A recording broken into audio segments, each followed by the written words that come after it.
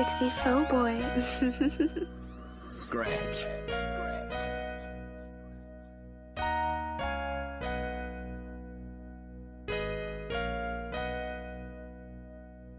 Addressing the culture, I'm addressing the culture, huh? Addressing the culture, I'm addressing the culture, huh? Addressing the culture, I'm addressing the culture, huh? Addressing the culture, I'm addressing the culture. We gon' talk about it. Come address the culture, we gon' talk about it.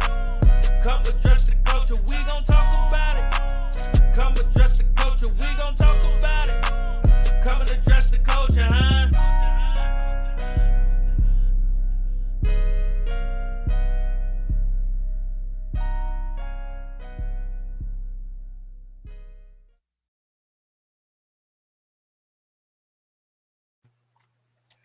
Brick by brick, you get your boy Big Wall. And this is your man Pstock, and we ready to address the culture tonight, y'all. Yeah. We ready for it. You know, this yeah. is address the culture. You already Big know the Wall vibes. and Pstock. We are here. We're You here. ready, P? We're here. You know We're what I'm here. talking about? We're here and we ready. You know, we ready to go. You know, and coming in. You know, and a big shout out. You know, something I haven't been doing. You know what I'm used to doing. Big shout out to Aladdin 19. Big shout out to the crew. Dr. Richard, iFreedomTV, 2K Kent, Young NAZ, we'll holler. You know, Big Lex Luger, the Backwood Ambassador. Big shout out to Lex. You know, give everybody a shout out, supporting, you know, addressing the culture. And some of these people we're gonna bring in and we're gonna talk to them too. You know, because it's very important. It is. You know, we're gonna talk about everybody, you know what I'm saying, and everything, you know what I'm saying. But we are here to address the culture. I want to give a shout out to Stacking Up Entertainment, the whole Addressing the Culture Network team. You know what I'm saying? You already know the vibes, the networking queen, everybody. We are tapped in, Just TV. We global, you know what I'm saying? And we got some things we want to talk about. But before we get into that, you know what I'm saying? I want to talk to you, P. How you been doing, man? What's going on in the world of Pstock? Just busy, man. Just busy. You know, outside of, you know, still, you know, always dabbling in music and video stuff, which, you know, is my passion with stuff, you know, always working on something. But, you know, that's coming from the iFreedomTV platform. Yeah. You know, we look at the human rights and what's going on with Lao. And me and you know, on Saturday we had that deep conversation. I think we both was fired up off of that, you know, but you know, and that's a part of the thing, and that's good, and that spurs me. So I was watching, you know, paying attention to you know, what's going on, listening. Like I do, watch, listen, learn. I love learning. That's the way I go and everything. And last week, you know, I mean, people, you know, some people say, "Oh, you ranted about kids disciplining their children and everything else," and I said, "Yeah, it's important, you know, and built on top of that, you know, is for safety because the AP, Associated Press, they did a study and they pulled 3,000 cases of excessive police force." Being used on 3,000 different cases, okay? Half of the cases, 1,500, were African-American males. You know, African-American, under the age of 16. But that's not racism. You know, it's their fault. You know what I mean? It's their fault. It's their fault. That's like what happened, and I think in Illinois, might have been Chicago, I'm not sure of the town, a 15-year-old that was mentally, had mental handicap. Absolutely. Was riding his bike. Yeah. You know, and he just happened to ride his bike through an area that they really don't want you to ride on the sidewalks. You know, and I forget where that was. And the police followed him home, chased him home, ran in his house, and slammed him on the floor and handcuffed him in his own house. And he ain't know what was going on. Yeah. You know, so that's what we talk about excessive force, and that's where I talk about disciplining your kids. Yeah. You know, and that's where I say lightening up, because it takes the village, and that's real talk. It takes the village to raise these kids. Absolutely. To raise the people, because you're in the house doing what you do, that's fine. You know, whatever you do is private, enjoy yourself. But if you got kids out there and you don't know what they into and you don't know what they're doing, you know, they can run into these situations. They can run into a bad situation with all the shootings going on and something popping off. You know, they can run into not listening, thinking they know, being smart mouth to older adults or whatever that's trying to help them and protect them and keep them out of harm's way, you know, not knowing, and then wind up something happened to them. You know, that's why I strive hard on that discipline with your kids. You know, when your kids is away, they represent you. So if they out there cutting up, that's what they gonna look at you as. You know, and I ain't talking about the police. I'm talking about your neighbors. You know, your community. And your community. And you your took community. the words out of my mouth. Yeah. Like, but you know what? It's a fine line, though. You know what I mean? Because we talked about this last week, and we got some people. We got a little backlash. You know, they didn't like how we came off when we talk about disciplining kids. You know what I'm saying? Yeah. And you know, when we talk about disciplining kids, we're speaking from the kids that needs to be disciplined, or can take that discipline in a right way. Now, there's some kids out here that can be disciplined, and it don't matter. They just want to do what they want to do, and they just bad seeds, and that is a thing. When you can discipline, you can punish them, you can try to teach them the right way, and they still want to do what they want to do. You know what I'm saying? We're not talking about those. We're not talking about saying all of that.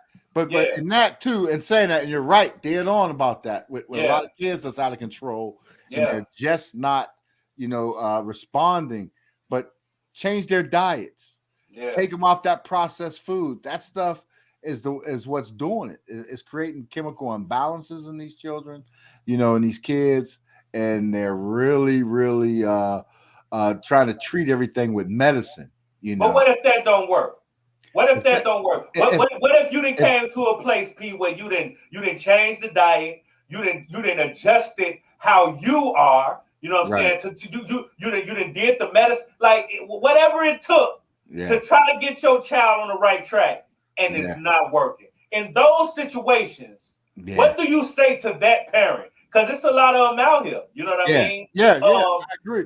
The streets swallow them up. Swallow them up. So I mean, you gotta, you know, that's your seed. That's your child. So you want that child to go further and further than you ever did in life. That's the way you think. You know, go to school. So you gotta. That's, in my opinion, in those cases. And I mean, and I know exactly what you're talking about because I experienced it with relatives and their children. I personally experienced it. You know what I mean? From personal experience. You know what I'm saying? Sometimes you just get that child that no matter how you do it, because, you know, as a parent, it's hard for you to, you know, take a look at yourself and say, okay, is it something that I'm doing? You know what I'm saying? Is it something that I can do to improve the relationship with my child? And if you're vulnerable enough to acknowledge it and bring it down to be willing to do whatever it takes to get that child on the right track, and that child is still not receptive to it, then you find yourself in a situation where people don't understand, you know, and then people give you those same things. Okay, do this, do that, and do this, and you like, oh, I've done all of that. You know, you have to be in my shoes to understand where I'm at. Like, do you want to raise my child? Like, okay, you get them, you're gonna want to send them back. Trust me. You know what I'm talking about? You're gonna see real fast what I'm talking about. You know what I'm talking about? And it be those type of situations, brother. You know what I'm saying? And I think that's that gray area. You know what I'm saying? Because I'm not gonna lie to you. I thought that. You know what I'm saying? God put a child like that with me to change my mentality and make me understand, because I thought it was, hey, discipline. You know, stay hard on them. You know, be firm and and they gonna get dog. No.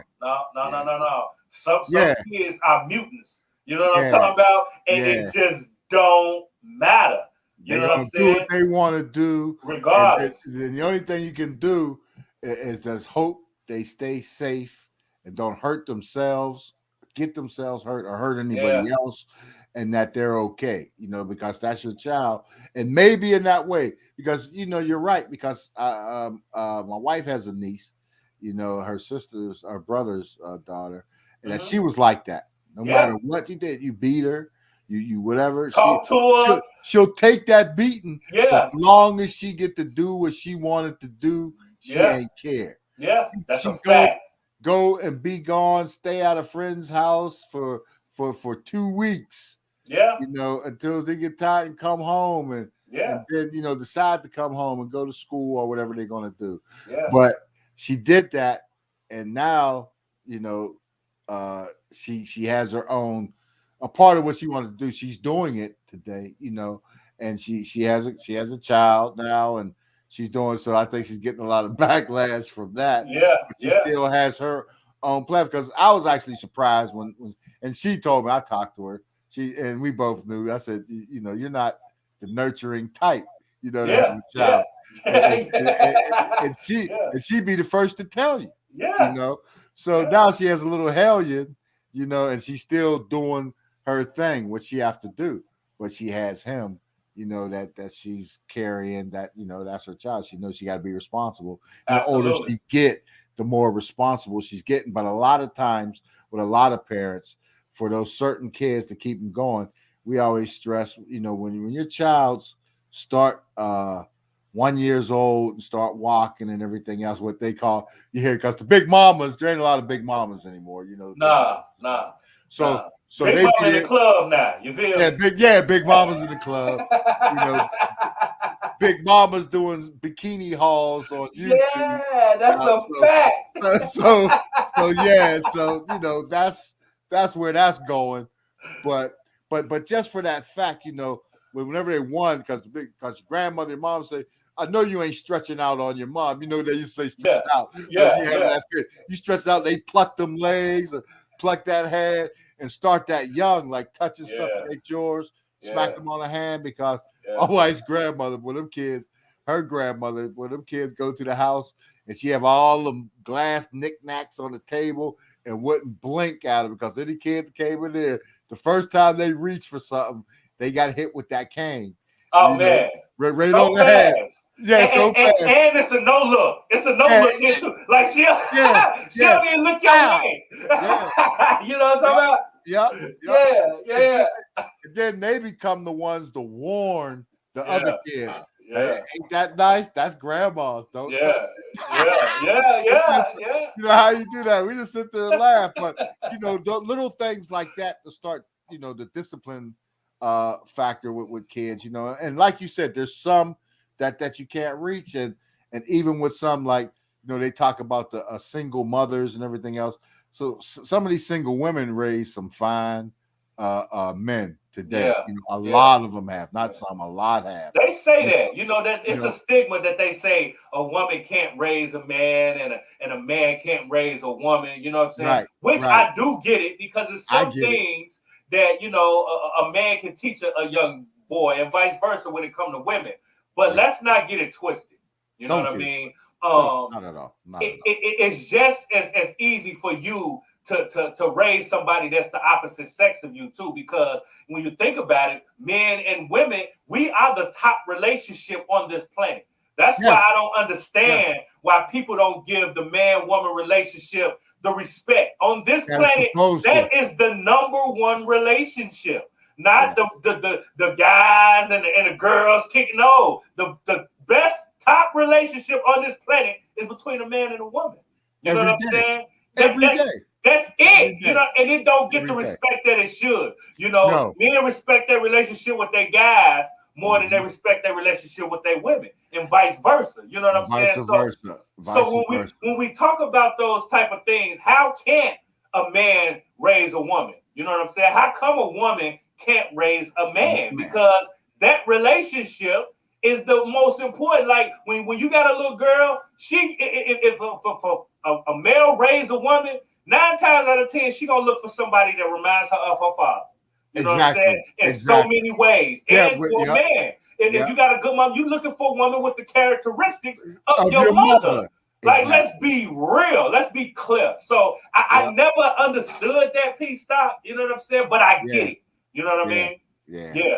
And that's big with that, because there's a lot of things, and you can't break down, you know, for them, and they drove the wedge through and broke that the black family all up. Yeah. And that's the main thing. So and that was a part of the plan. That's by design. Absolutely. It's by design. Absolutely. So now it's up to us to pick up the pieces and go and try to discipline. That's why I don't have no problem. And it's scary today too, where you try to help out young kids. Like I'm saying, you try to talk to them and say, no, don't, do check this out, do this, go this route. And they look at you like they're crazy or they, they tell, they want to go home and tell you, Dad, what you say to my kid? No. I was trying to, and a lot of times the parents are so young. No, this was getting ready to happen. But we had to, I was trying to tell him, don't do that. He can get hurt. This can happen. That can happen, whatever. And if they say, oh, okay, tell them, see, okay, good looking out. And I'm going to take care of that. Get your butt home and we'll deal with this. Or the ones sit there and argue, no, you don't tell my kid nothing. Okay, I won't tell your kid nothing. That'd be the ones that get me. You know what I mean? Not the ones that, okay, if you telling my child wrong or you putting your hands on my child, I get that. Because it's a lot of people out here, adults, that aren't responsible, that will take their family or their loved one's opinion over whoever, no matter if they're right or wrong. So them the type of people who I don't want speaking to my child, disciplining my child, because your opinion is viewed. But we're talking about the people who are logical, the people who are seeing your child out here doing something wrong, and they are literally trying to correct them in a positive way. That type of mentality should be encouraged. Yeah, you know what I mean? Exactly. That's that village mentality, but people then got lost because they so caught up in what they want or how they feel their kids should be, and not really realizing how your kids is when you're not around. Yeah. You know what I'm saying? Yeah. And I tell you what, the number one person, a lot of times you want to find out the truth. Yeah. About the young men and some of the young ladies. If you out there, you talk to the youth coaches, the good, serious youth sports coaches that got to go out in these communities, especially the black baseball coaches. Black baseball coaches, because there's very few of us that you can get out there playing, and they get to see. He said, well, a good friend of mine, somebody I like to bring on here too. He got a lot to address the culture about, and he's blessed too. But he coaches baseball, and he got kids that excel at it and everything else in sport, whatever, and going forward. But dealing with the kids, the youths, like where he helping kids, he says, man, these kids out at midnight shooting guns in the air and stealing. Oh man.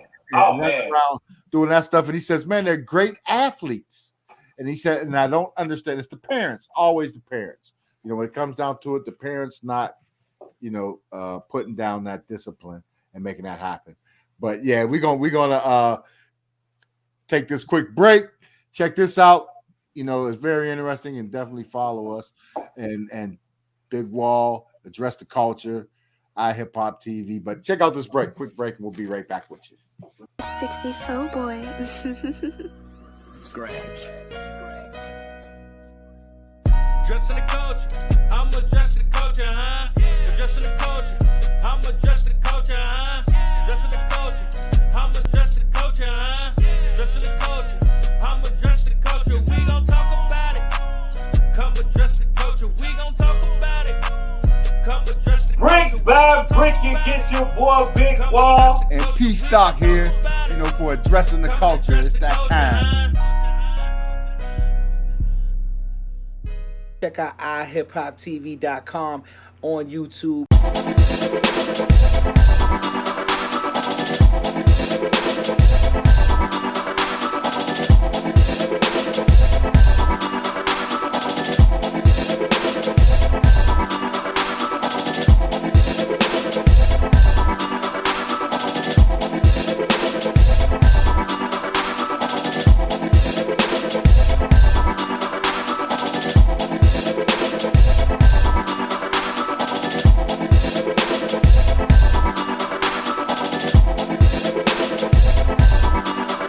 iHipHopTV with your boy Big Wall and Pstock. Now we was talking about, discipline your kids. You know what I'm saying? Yeah. Getting them in line, because it's a whole lot of discrepancies going on when you talk about just how to discipline your kids and how to keep them on a straight and narrow. Now, P, you said you found this list of all the infractions when we talk about discipline from the police, right?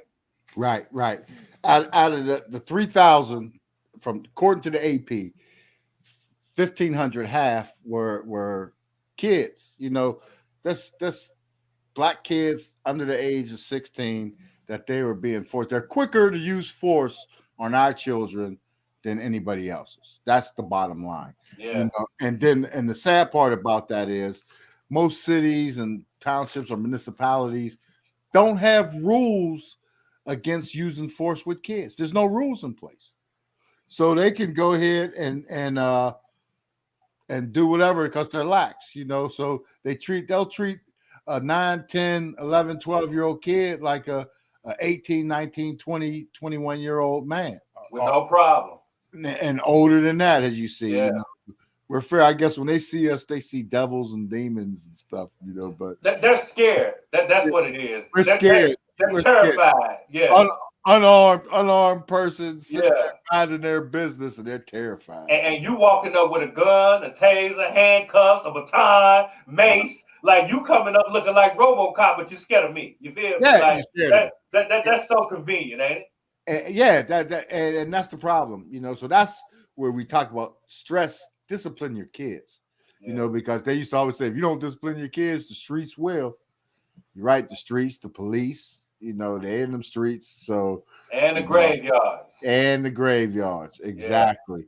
Yeah. But leading up to that, and I know it's hard, and I want to take your time, but also and going on with those communities with the way the police force, and everybody should know the police evolved from slave catchers, and that's what they are still today. That's how they started. That's how it started. Yep. Yeah. And they would take the ones that were the lowest that were coming into the country and immigrants and the poorest, and they take those jobs. The Irish. The Irish. Yep. Mainly the Irish back then. Yeah. Because they came from Ireland, you know, from the families. There was 2 migrations from Ireland, you know, so there was an earlier one, and then a bigger one came later, and that was that one that impacted, that made the impact with these police forces and stuff that come up there and discriminate, you know, and hate for some reason black people. So with that mentality, are you surprised the fact of where they started from, the mentality that they still have in executing us? Because that's what it is. People say they're killing us. They are executing us. You know what I'm saying? Assassinating us.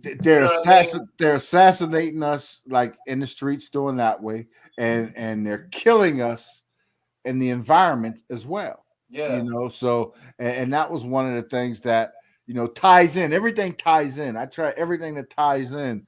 And with that, with your communities where they're at most of the time, you know, if you look at cities, especially in the West, like Portland, Oregon, and, you know, Seattle and them places, the black places in any city, you know, Chicago, New York, you know, wherever you go, especially Cincinnati, wherever, you know, the black people's communities was always the less thought of anyway, or a lot of them, especially in Portland, they built highways through the community, disrupted the whole communities.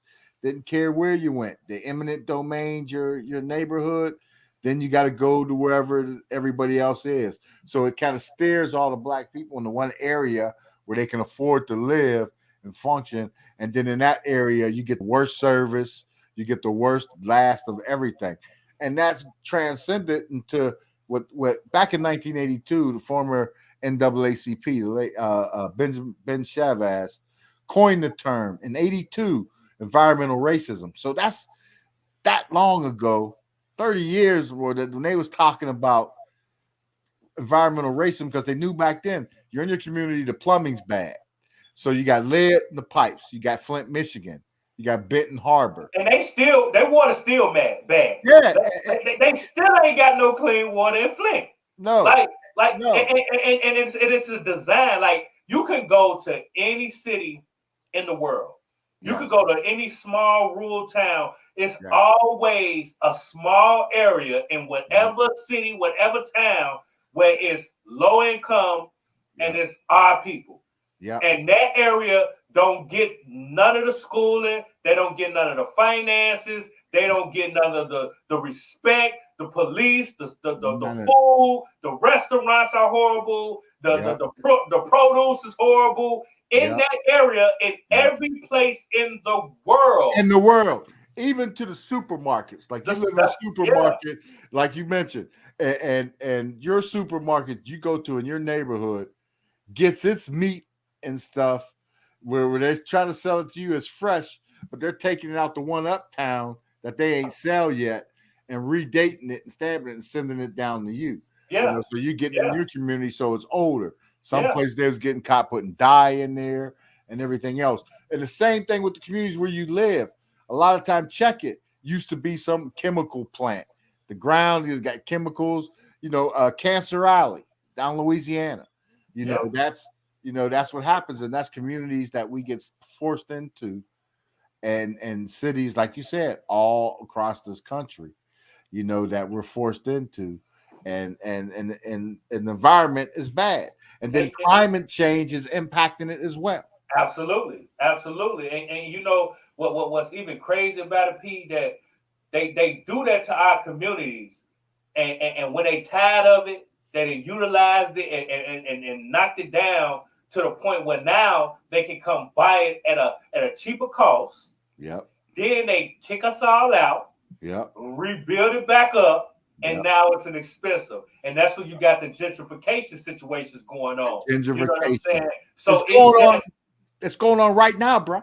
Right now. You see what I'm saying? So they just do what they want to do. Yep. You know what I'm saying? And how they want to do it. They are able to give you the worst, knock it down so the price value is low, kick you out, raise the price value back up, move back in, and now it's a good area again. And now the produce is better, the schooling is better.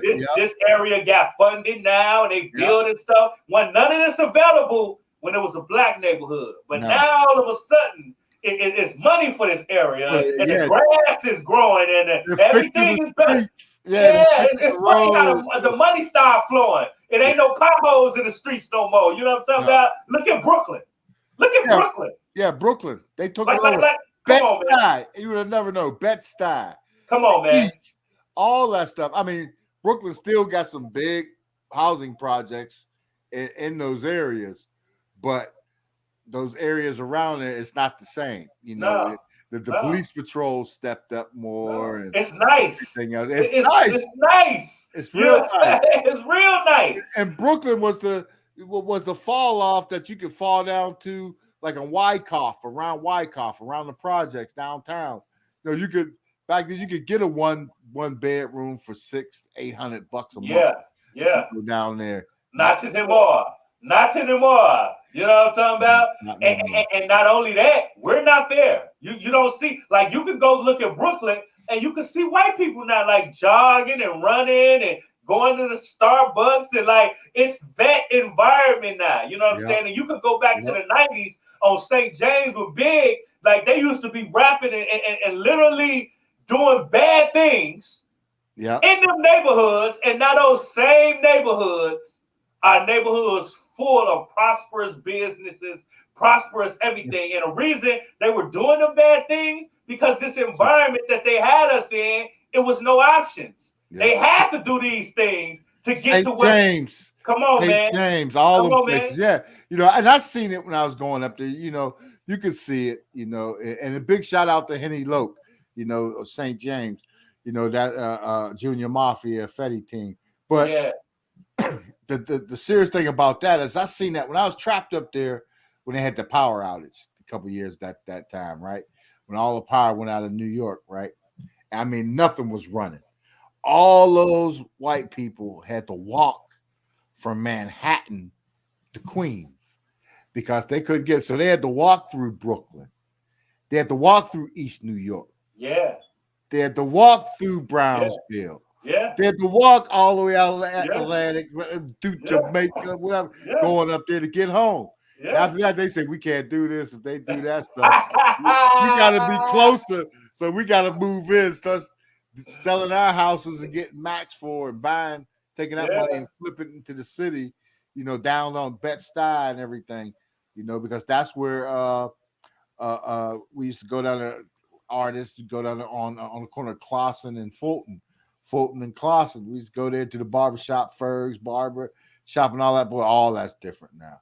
Man, they did the same thing in Chicago, man. They tore down all the project buildings, spread it out everybody throughout the city, and it raised up the violence in the city because now the people who were contained in those certain areas, you know what I mean? Now they spread it out throughout the city, and now it turns up the heat in the city just to knock down those projects to build houses and apartments, condos, you know what I'm saying? So the white people can move back into those areas because they want to be close to downtown. The jobs and downtown and their cultural centers are all down there. That's but just like what they did. So think about this though. The communities that they're vacating out there in the suburbs, these edge cities, because same thing going on here.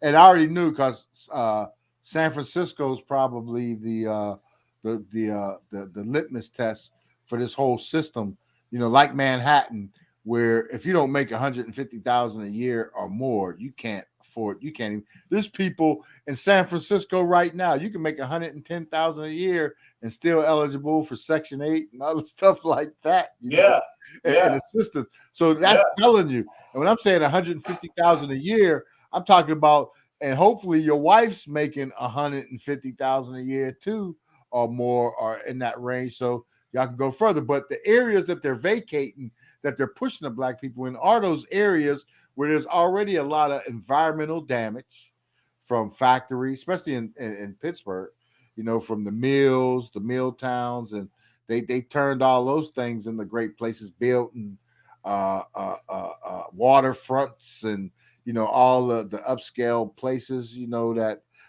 you know, the places that they like to go. Like I always tell people, you see a Starbucks come up, get ready to move. Get ready to move. Starbucks, they put a Starbucks where?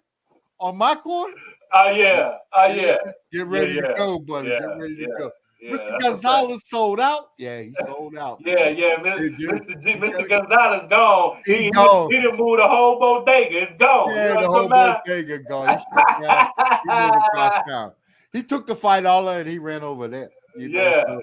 That's what they do. So, but anyway, you know, but that's what's happening. So moving into those communities, you know, and just like Chicago and everything, because there's a lot of industry that was there, especially that turn of the century.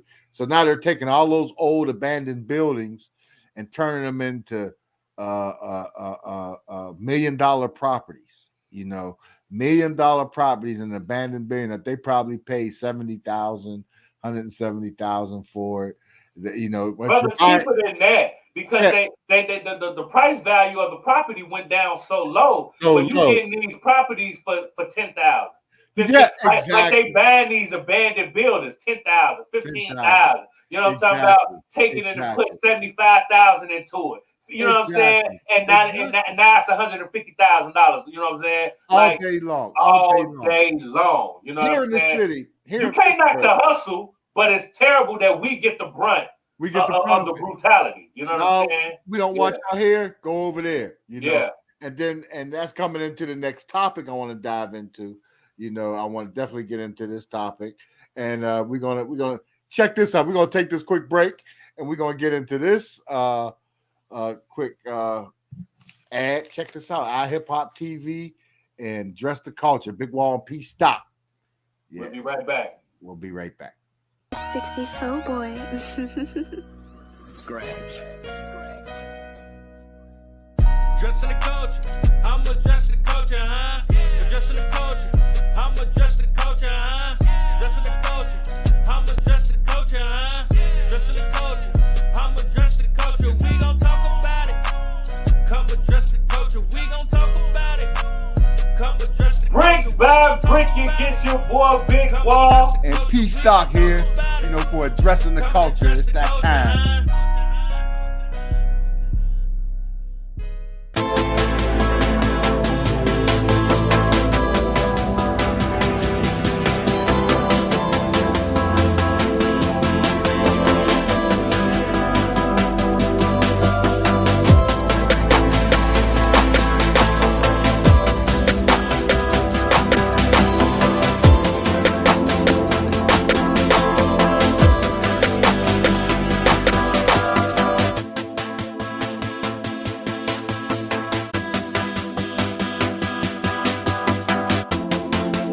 Address the Culture. This is Pstock with Big Wall, you know, and we're busting it up, you know, about cultural things here that affect us and affect, you know, any culture. I mean, to think that what don't affect us isn't going to affect the other groups, you're insane. Come on, man.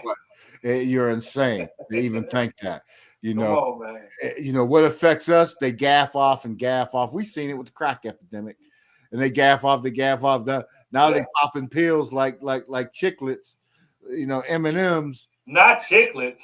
Yeah, like chiclets, like Skittles. You know what I'm talking about? Skittles. Yeah. But look, but you know, just a sidebar for that, because you know we're gonna address the culture. You know what I'm saying? And when we speak about that epidemic, the pills, they are treating that like it's the worst pandemic that didn't hit the culture ever. And you know why? Because the pill game are affecting the white kids. You know what I mean? Exactly. So they making it an issue. The crack epidemic affected black people. You know what I'm saying? So they didn't care about it. They didn't get them help. They didn't send them to rehab. They didn't want understanding for the crackheads. They wanted to lock them up. They wanted to fill up all them prisons that they spent all their money with us. Money. You know what I'm saying? But for this epidemic, they want to give them rehab. They want to understand them. They want to help them, you know, get through their addiction. You know what I'm saying? And they're not keeping the same energy that they gave with us. And it's just more of the same. We talk about the environmental racism, the systemic racism, just across the board that seems to affect our people. You know what I'm saying, Pete? Yeah, and that's exactly what it is, you know. And the baddest part about it is like the war on drugs and everything. Anybody, the only people that believe in the war on drugs, I guess, is white people. Yeah, there ain't no war on drugs. The wars end. Yeah. You know, this thing is going on forever. You know, and you know the worst drug is alcohol. First, get it right. Yeah. That's but see, you know, they tried with alcohol with us first. They tried it, but it didn't work. They seen that we was able to drink and still get up and function. You know what I'm saying? They was like, oh, okay, the alcohol is not working. Now let's cook up some crack. And then crack kind of it took us under. You know what I'm saying? They showed them how to do that. They made cocaine cheap. At that time in the 80s, they made cocaine so cheap that, I mean, it was crazy. You know, it had us killing each other and you know, on the streets, shooting as well, killing each other. Over the money. Because then it became, not only did you have to deal with the people addicted, now you got to deal with the drug dealers fighting over territory, trying to make money off of it because of the whole system that they built. You know what I mean? They made it so just a cesspool of violence and money and addiction. You know what I mean? Like when you put that type of people like a piranha in a tank, and you drop a steak up in there, you know what I'm saying? They finna be going crazy up in there, and that's the environment that they built for us. You know what I'm saying? And it hasn't stopped, to be honest. And this slowed down, but it ain't stopped. It ain't stopped, and that's the whole thing. And I'm the type, and most of us, I would assume, because I mean, we're not above it. I mean, I know black people that get addicted to popping pills too. Absolutely. But here's the thing. You get some major surgery, come out of major surgery, and the only thing they can give you is some aspirin. Take this Tylenol and take this. You in pain because they didn't cut through muscles and ligaments and everything else. And normally in the past, they give you a Vicodin or Tylenol 3s, anything. Because I'm not if I come, even in the dentist, if I had tooth extracted, you know, the first day I take whatever I take to get up in the second day, I'm cool. I'm drinking whatever. I don't need the pills. You know, I'm good. I'm cool. Me too. I really don't like it. If I'm popping pills, it's a need. Like I'm in pain. Like I definitely try to fight through it myself. You know what I mean? I can't do it if it's above and beyond that. So I get that. But don't make us suffer because y'all can't handle them pills. Man. Because there's people out there that can and do need them for a brief second. until they get better and then move forward, and recuperate, on their own. And then, and all of that is being said too, leading into what I want to discuss now and this is something too, where, especially with Black women and brown women, they catch a lot of flack for it, for attitudes and everything else. And, there's some people. Angry Black women is what they say. Angry Black women and everything Yeah. else. Well, I'm here to tell you, Black women, brown women do have a reason to be angry. Absolutely. Especially Black women, especially when it comes to healthcare, and this country, the United States, where everything's first class, but, everything's the greater, the best of everything, except, mortality rate, infant mortality rate here, especially amongst our people, is what they call third world mentality. In third world nations, they don't have infant mortality rate like we do. So again, it's by design, and there's an issue with it, but we'll deal with it. But, learning information, because I always study, because I have granddaughters and a wife and everything. So I'm always peeping that stuff in medical. And I did take anatomy and physiology. I was studying one time and said, I'm like, no, I can't do this. It's too much. But so I know a little bit about it. But like with women between the ages of 18 and 30, which is a vital age, especially for Black women and brown women, you're active, however you're active, with your school age and everything else, to 30, where you're establishing yourself after college or after school or in your career that you chose to go from there. But they suffer from what they call fibroids, and a lot of them may notice, but we can't stress it because a lot don't. So, so you never can say it enough. Stay on top of it, get yourself checked, and believe it, and I don't have nothing against white folks or white people. Yeah, me neither. It's really not about white folks. No, it's not about white folks. It's really not. It's not about you. But the thing is, when I was in, and this is true, when I was doing anatomy and physiology, okay, the woman that was teaching the course, and this was at a community college, and she said, if I was African American, I would seek medical from African American doctors and medical and everything else. That's coming from the instructor. That's a doctor, or doctor with the physician assistants, PA, or whatever they are, that's teaching, that's practiced and everything else. So that's, that told me a lot right there. And I agree. So, and that's what I'm saying. If you can, go out and get yourself a Black doctor. If you can, in your area, go out and find the doctors that you wish that are Black, that can help you get along you want to. And it's not anything else. If you can't, it's fine. Get your medical. I'm not saying don't go or whatever, but that tells me something. And when I lived in Maryland, I got treated, and it's funny because a good friend of mine and his wife come down there, and they always talk about it. When you go to Maryland, and it's probably like that in parts of Chicago, but Maryland, with all the money that's floating around there in the DC suburb, and there's a lot of African doctors there, Nigerian, that got their private practice. I know whole families of them, as well as Black doctors and everything else. What's your name? I want to say she was an Olympian, Debbie Thomas. She became a doctor. Yeah. So there's a lot of African American doctors out in the community, and dentists and everything else, because like that teacher told me, they know more about your systems and your bodies than you. Our systems, and not only that, do they know more about it? They are willing to listen to you, because a lot of African American Black women, they complain that when they go to these hospitals and doctor's appointments, and they complain about the fibroids, they complain about pain, they complain about certain things, and the physicians don't take them seriously. They tell them what they feeling ain't right. They make up all these different excuses, and a lot of women are dying. What I'm saying? Especially delivering babies. Like, they be having issues when they deliver. Number one issue. They be having issues. Serena Williams came out and was talking about she almost literally died delivering her child because the doctor didn't want to take her seriously about her pain and what she was feeling. You know what I'm saying? So it's a real issue. And again, it just comes back to just the systemic racism that we face across the board. It's not one specific area that affects us when we talk about racism. It's just across the board. And our black women, like you said, our brown sisters, they have a reason to be upset because they are not being valued. They are not being listened to. They are not being taken care of. You know what I'm saying? And that's something that definitely needs to be addressed.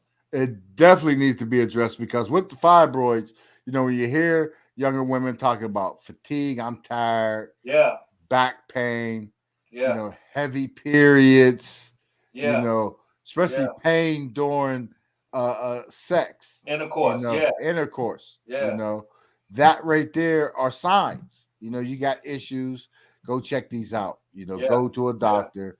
Get that checked out, get that taken care of. But they do, and they go get it checked out. But they go to the wrong doctor. They go to, and that's why what you said that doctor said, going to a black doctor. You know what I'm saying? Because if you got healthcare insurance, they have a directory of doctors. You call up and you can break it down to, okay, which ones are African American?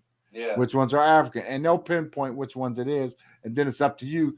Might be someplace that's a little bit out the way, but it's worth it. Make it a day. Make it a day off or a half a day off of work or whatever you got to do. But take care of your health. You got to step up. And that's not to say, there aren't good Middle Eastern doctors out there. There's good Asian doctors out there. To be honest, there's good white doctors out there. There's good white doctors out there. A lot of them. Great white doctors. You know what I'm saying? Let's not get it twisted. But we're talking about the ones that aren't so great. We're talking about the ones, and those are the ones that gives the culture a black eye, because those are the ones that have people dying, having people having miscarriages, having these type of problems that affect our community. Like we have to protect ourselves. The other races don't have to deal with these issues. When they go to the doctor, their opinions is valued. They are listened to. They are understood. We are the ones who have to literally comb through and make sure that the person that's in charge of our health has our best interests at heart. And that goes to the police. That goes to the firemen. That goes to the politicians across the board. We are always put the teachers. Talk about it, P. We are always put in a position that we have to make sure that the people that we are dealing with have us in their best interest. And they don't, bro. You know what I mean? Don't.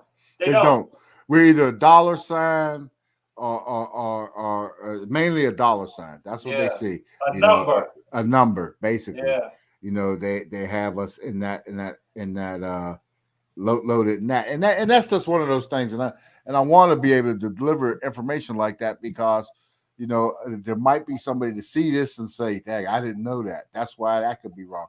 She could be 18, 19, 20 years old, college. You know, and another big thing too that's tied in and beside that, Big Wall. What's up with HSBCs? You know, got these kids in dorms with mold. They got mushrooms growing out the ceiling. You know, what the heck? They got endowments, all the money they get and all the endowment, and they sit there and cry broke. But you want the mines to go. And a lot of them HSBCUs are expensive too. You know, and everything. They can be expensive, like the Howards and the Lincolns and stuff like that. They can get expensive. I can imagine. Very much so. They get expensive. But what's up with the living conditions, man? You can't wait on this what Build Back Better plan for Biden and them. You just if you're waiting on that, then you know you're what we call you're what we call a new fool. Okay, talk about you can't wait on that. You can't because it ain't going to happen. And these universities have endowments. They get funds and everything else for producing, especially with the STEM technology. You know, with a lot of the STEM schools opening up, and which is very good. I see a lot of Black STEM programs, charter schools and stuff like that. That's opening up, and that's what we need. So that's our next generation of doctors and scientists and everything else that we need that's coming in. But the universities with the living conditions is horrible. You know what I'm learning, man? They just don't care. No. You know what I mean? It's all about a dollar. It's all about the dollar. The money. It's all about the money. dollar. Yeah. Because the big thing, and I think we was talking about this. I said, you know, you can go to, like, I went to Temple University, okay, in Philadelphia. You know, I can get a better African history, true African history curriculum at Temple than I could at Howard University or And at that don't make Cheney no sense. University, because they don't fund that program that much because they don't want to piss off those donors that's giving that money by making them feel bad because, you know, savagery. You know, why are we always trying not to make other people feel bad? Like, no, what is that? You know what I mean? That is that. You did it. You did it. That is that Stockholm syndrome, brother. I promise all you. The way. We definitely need to get over that as a culture, as a community. Stop worrying about how your oppressors feel and focus on how your brother and your sister feel. Give us that love and that understanding that you give to every other person on the planet, and you don't give it to us. Like, that is something that I would love to shape. You know what I mean? Because our black women don't feel secure from black men. No, they don't feel like we stand up for them. Address the culture. They don't feel like we take care of them like we should. And I hate that our black women feel like that. That really boils my water. You know what I'm saying? Because if we don't protect them, who are?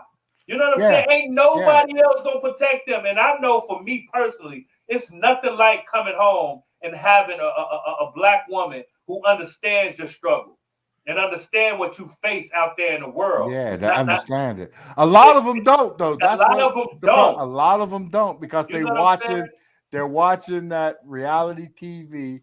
And I ain't knocking them, you know, because when I was coming up, we ain't have all this with people of color, for real. So the reality TV shows with the ratchetness from the Atlanta, stuff like that, you got to be able to like cross your signal switch. The Mad State is crazy. The Mad State, especially nowadays with the youngins, just that.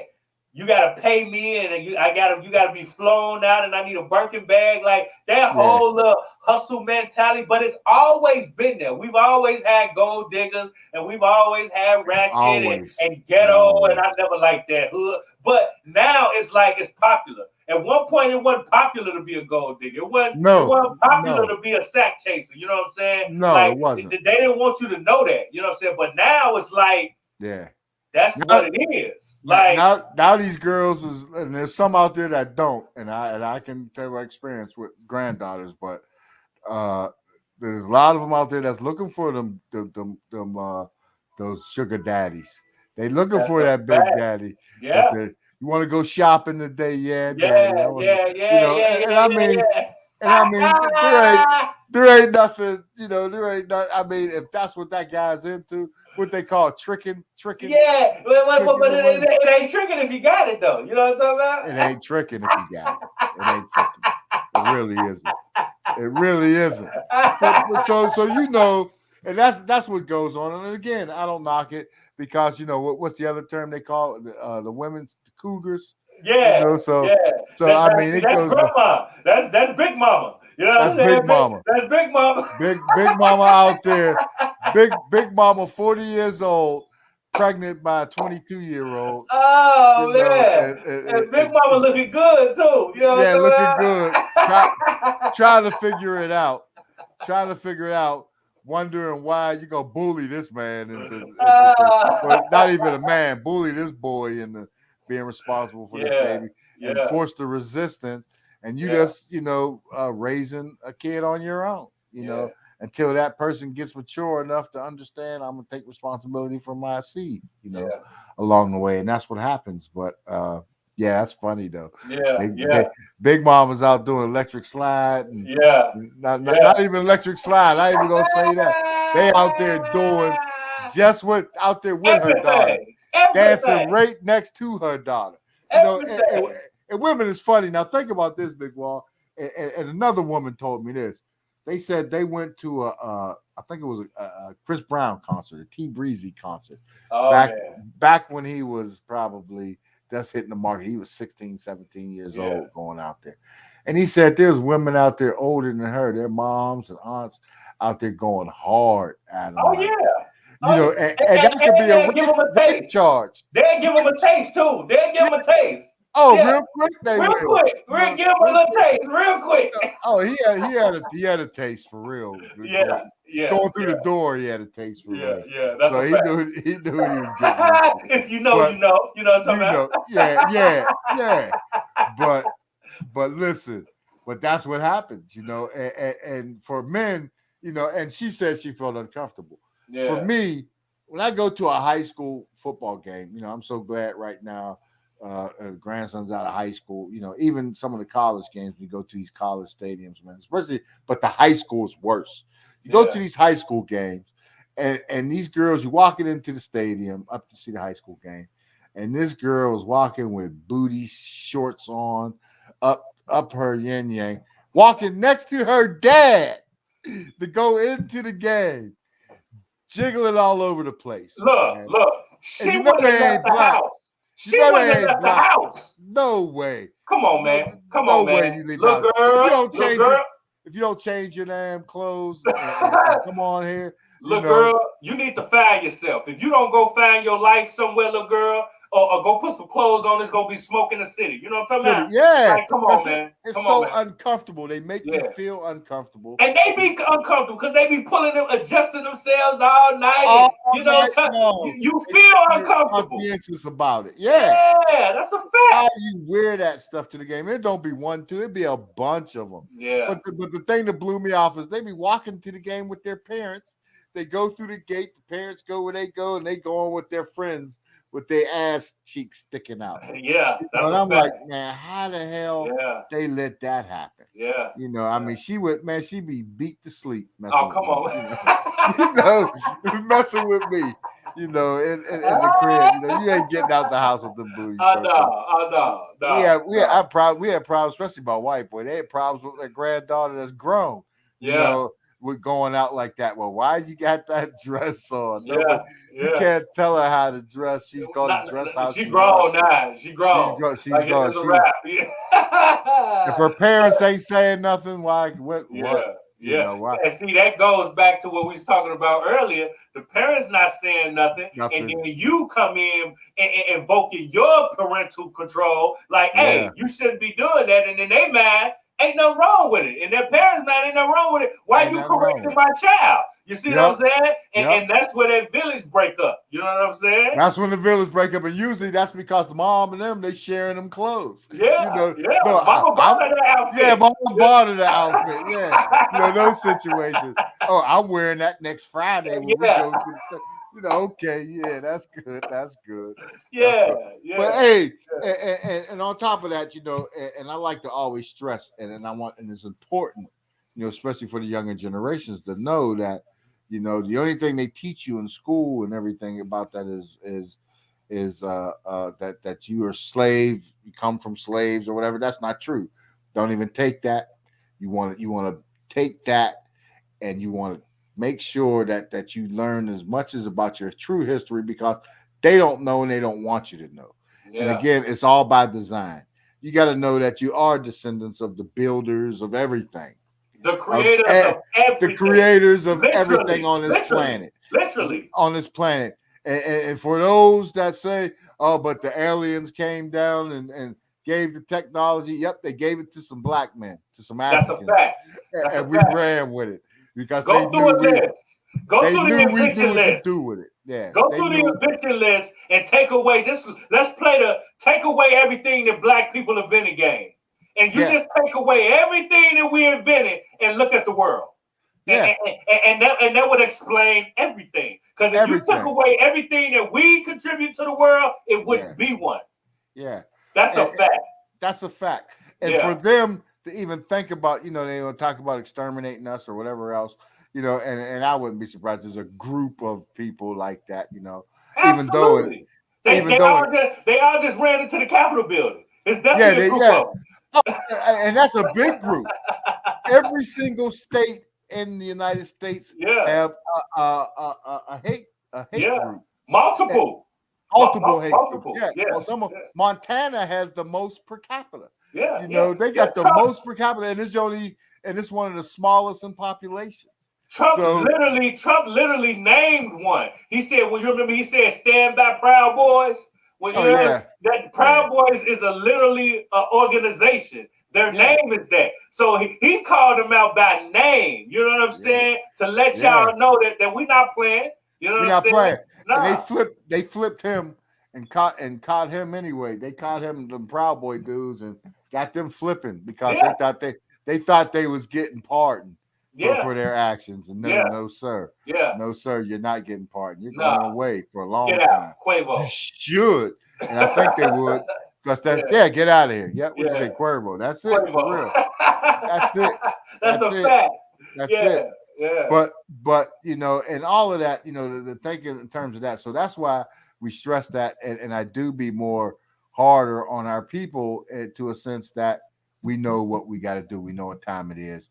You know, we got to start teaching your kids the right way of doing things and the strive to achieve better things. Absolutely. Don't play the video games, create them.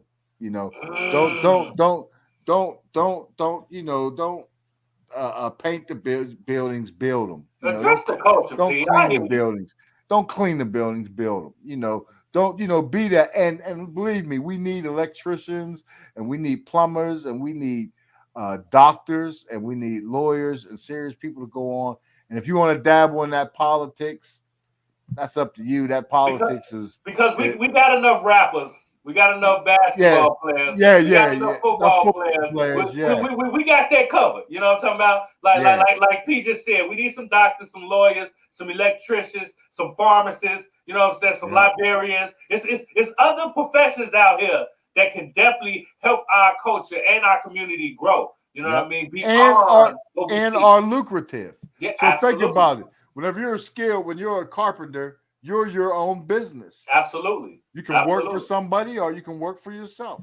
Man, I got a partner that I interviewed. His name Booby Sosa, and he got a concrete business. You know what I'm saying? And that's a rough job. That's a rough business. But it's so lucrative because it is lucrative. You can go to anywhere in the planet, and they always need somebody who know how to build concrete and make concrete and make structures. You know what I'm saying? Like that is always a need for that profession. So he could get contracts all over. You know what I'm saying? All over the world. Yep. And that type of business is stuff that we don't think about. You know what I'm saying? Those type of business is outside of the box, but it's a job that you will always be able to make money. Always be able to make money. Yeah. You know, that's the foundation, the backbone of these communities, because first you got to build the schools. So you need the carpenters to build the schools so the teachers can teach, you know, so you can live and everything else. So in the hospitals, so the doctors can operate. You know, that's why schools and hospitals and community centers all became one building and one. That's where the community center thing came from, because that's all we had is one place, everything, one stop. Yeah. Go see your doctor, your dentist, you know, go to school around downstairs in the back, you know, whatever, you know, but to make it happen. But that's how it got to go. Don't everybody can't, like you said, can't be a rapper.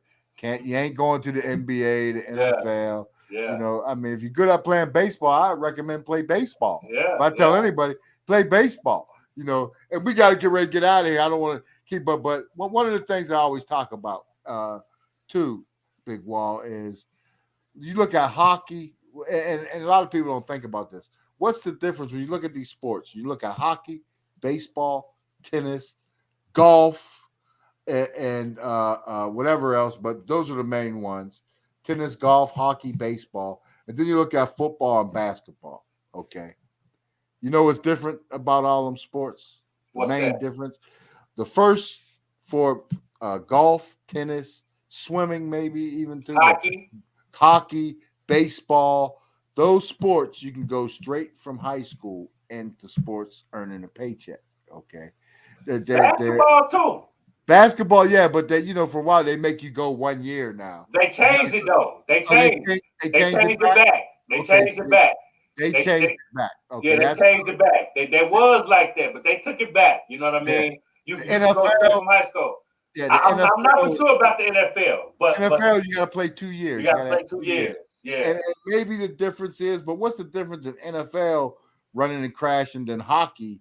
You sliding across ice, 40, 50 miles an hour and smashing somebody into a board, So and it's not guaranteed in football. Yeah, they don't get guaranteed contracts. Yeah, all the others do. Yeah.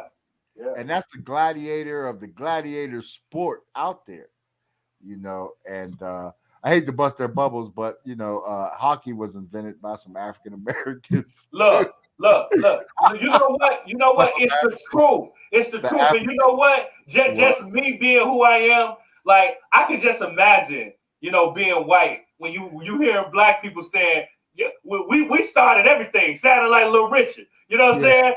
I was the inventor of everything. You know what I'm saying? But I'm sorry, it's the truth. You know what I'm saying? It's the truth, and it's up to us to acknowledge what we have contributed to this world. You know what I mean? Because we are the ones that's lost in translation. We are the ones that don't understand our value because we have been so brainwashed over all these decades and all this time of this systemic racism and this not just systemic, just torture and beaten and killed, and like it's been a lot of trauma to our community. So us voicing what we've contributed and us standing on what we believe and want to talk about it's needed. You know what I'm saying? Because we the ones that don't know it. Either we don't know it or we so far gone that us knowing it is not even they don't care. You know what I'm saying? And we need to get some of that back. You know what I'm saying? We need to get some of that understanding and some of that knowledge and that strength behind us because we don't have it. You know what I'm saying? It's sad. It really is. You know what I mean? But conversations like this, you know what I'm saying? Us doing what we do, hopefully it's sparking a mind state. Gets through to people. That's all we can do. That's all we can do. Is to get that message out. You have to go run with it, study, do your research. Yeah. Don't take nobody's word. Yeah. Do your own research. Yeah. Do your own. That's what everything. The Bible, everything. Don't let somebody tell you what the Bible says. Yeah. Yeah. You go read that Bible and see if that's what you want. You go read that Quran if that's what you're going to do. You don't let somebody else dictate it to you. That's your spirituality. It's up to you, and that's very serious. But Big Wall hit it right on the head, though. You gotta, that's what we do. That's what we want to do to get these things out. And there's going to be more because, there's nonstop that I be looking. Two things. One thing I find out, another big thing, a lot of the pet peeve, a lot of black women catch flack about the weave, about weaves and wearing extensions and everything. Where there's a good video floating around, I guess it's TikTok, where they're on the phone, or Instagram, when they're on the phone and they show a picture of somebody getting a wig put on and it snaps so hard on their head that the girl said, "It sounds like a trunk slam, sound like a book clap." What looked like it did, they were laughing. But, that goes back for years, and there's reasons, because you think about it, when what's going on today, everything is, whenever they came out was down in Ebonics. No, Ebonics isn't Ebonics. Ebonics is us in touch with our heritage, when we sounded stuff out and everything. This English stuff was made up by the Romans, so, that's where that comes from. We are inventors. Yeah. We are motivators. You know what I'm saying? We create the culture. We dictate what's going on. We set the bar. You know what I mean? So everything that we do is something that the other races on this planet are going to copy. Let's just be clear. You know what I mean? They watch what we do. And make money off of it. Everything. You know what I mean? Our slang, our dress, everything. They take our dress and everything else, but I ain't wearing those skinny leg jeans and stuff like that. I'm not doing none of that stuff. I'm still a baggy jean and Timbo guy, So I still in a sense, ain't nothing wrong with being tailored up. You know what I'm saying? Like every once when you have to be. Yeah, man. I ain't gonna lie to you, man. You know what I'm saying? I wasn't a fan of the skinny leg, skinny jeans, and none of that neither. I'm still not. But when you look back to how baggy them clothes used to be. Yeah. My You look people. back. You Yeah, say, "Oh man, we was bugging. We was tripping a little bit." You know what I'm talking Your about? true sizes are large, and you got on a 3X Yeah, and 4X. 4X. Yeah, It's a little crazy. It's a little or crazy. two X's sweatshirts stuff. I didn't mind. I got a bunch of free clothes. Once I got older, I got a bunch of free clothes. Yeah. What you going to do with those? Give them here. I can use that coat right there. I mean, Yeah. all that money, and even if I don't, I know what to do with it though. I know Yeah. where to take it to get money. This is vintage clothing. Put it in the vintage stuff. Ain't that right? This is vintage clothing. Don't throw that and give that away. This is vintage clothing. They pay a lot of money on the internet for Yeah, this. it's gonna come back around the block. Trust me. Yeah, Just, it all just, comes just back. hold on. Just hold on. It's a Because Baggy cycle. is back. Baggy slowly coming back in. You know what I mean? You got to, because I guess they figured out you can't fight in them jeans. You can't run from the police. You can't do that. You can't jump a fence. You see bugs look like I see dudes run down the street. I started to run. It looked like three Gumbies coming at me. Oh, what the hell is this? Yeah. I take off. But listen, leave them jeans alone. But going back to the weave and the hair, they found a burial site. This is a newer in Egypt, right? Ancient burial site where they found a couple of, they have the queen or the king or whoever's burial chamber it is, and there were their gifts, their gold sarcophagus and everything else. But sometimes they used to they'll mummify their pets and they'll mummify their favorite servants. Y'all all gonna die, But that's why. Don't let the queen die. Everybody coming with me, and I want that chair and them gold trinkets with me too. But archaeologists found when they went in, they was trying to pinpoint. It was funny. They stumbled on it. They was trying to identify who this high priestess was in her burial chamber, and they found some young girls mummified, and the hair. Usually when they wrap it, what they say, good black don't crack. They crack me up. They're mummified. You're preserved, but they remove all your organs and put them in the little jars and stuff outside the sarcophagus. So they found that that when they was looking, they was examining the hair, and then they found that the hair was of course they identified it was African descent. Okay, the hair, but but it wasn't their own hair. It was weave or extension in the burial graves. Let me find out they had lace fronts back in them days. Yes, they did. Yes, they did. Especially when they go to die. So, fellas, you can't, before I used to sit there, hey, no. But you see, you got to think about the young poor girls back in the day. They used to, cut their hair to sell it, to get food to feed their families. So they used that hair in burials, like girls that, were like, the servants and stuff of that high priestess that were going in that chamber and really couldn't afford the sarcophagus and all that stuff that they got.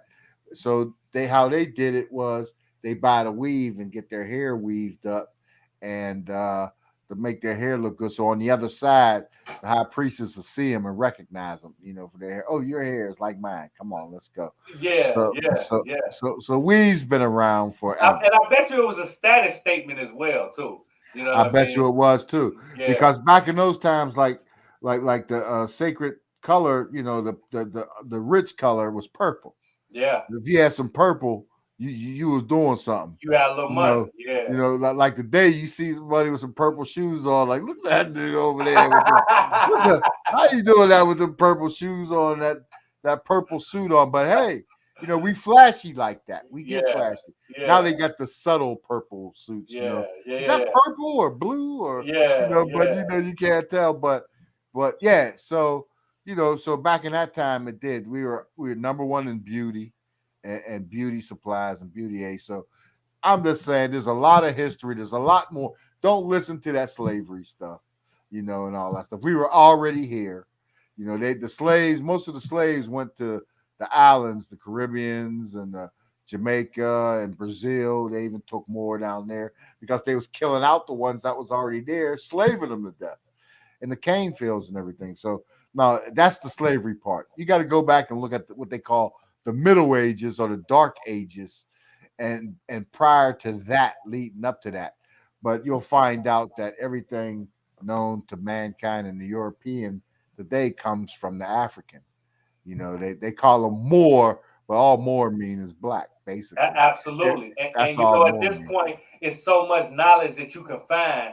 And it's not that you can, the knowledge is going to do anything.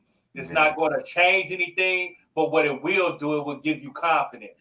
It will give you confidence, a sense of understanding to know who you are and pride. And that right there alone can change everything. You know what I'm saying? That right there.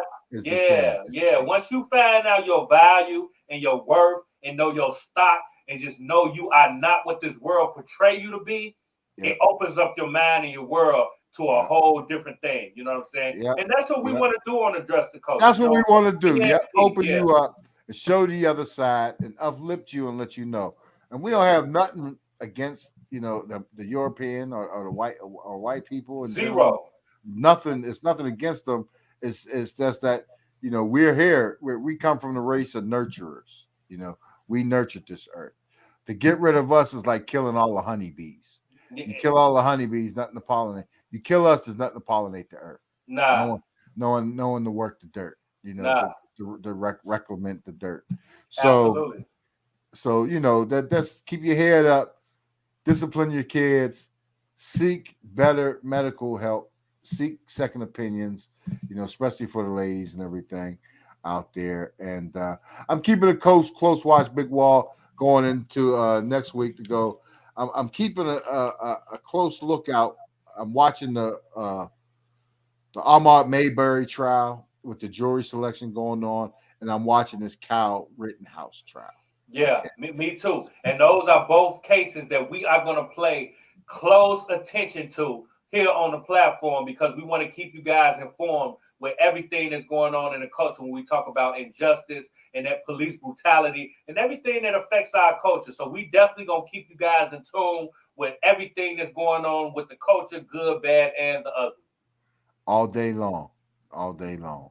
You already know the vibes. We will be back next week with the same type of energy, same type of vibe. We might even have a guest for you. You never know. But just tune in with us every Wednesday right here on Address the Culture. You already know the vibes. This is your boy, Big Wall. And I'm Pstock. And like I always say, your culture makes you who you are. So make sure they respect it. We're going to catch you on the next episode. Yep. Up out of here. Peace. It's 64 boy. Scratch.